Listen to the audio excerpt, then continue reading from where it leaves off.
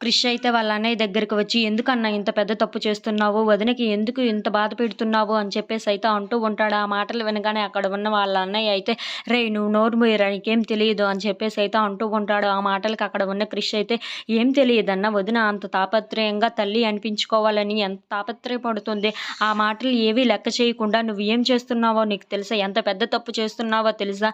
తల్లి కావడం ఒక వరం. మనకి తల్లి తర్వాత తల్లి లాంటిది మన భార్య. తనని ఎంత చక్కగా చూసుకోవాలి" అని చెప్పేసి అయితే అంటూ ఉంటాడు. ఆ మాటలు విన్న వాళ్ళ అన్నయ్య అయితే, "రేయ్! నువ్వు నువ్వు నువ్వు నాకు నీతి కబుర్లు చెప్పవసరం లేదు" అని చెప్పేసి అయితే అంటూ ఉంటాడు. ఆ మాటలకి అక్కడ ఉన్న క్రిష్ అయితే, "నేను నీతి కబుర్లు చెప్పట్లేదు అన్నయ్య.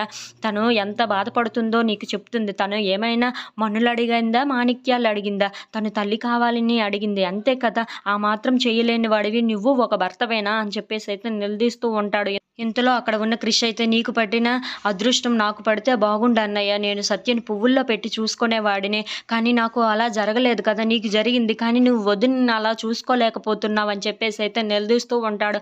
ఆ మాటలు వినగానే అక్కడ ఉన్న సత్య అయితే ఒక్కసారిగా షాక్ అయిపోయి క్రిష్‌ని అయితే చాలా కొత్తగా చూస్తున్నట్టు అలా చూస్తూ ఉండిపోతుంది. ఇంతలో అక్కడ ఉన్న క్రిష్ అయితే, "నాకు ఈ సందర్భం కలిగి ఉంటే నేను సత్యని పువ్వుల్లో పెట్టి చూసుకునేవాడిని అన్నయ్య.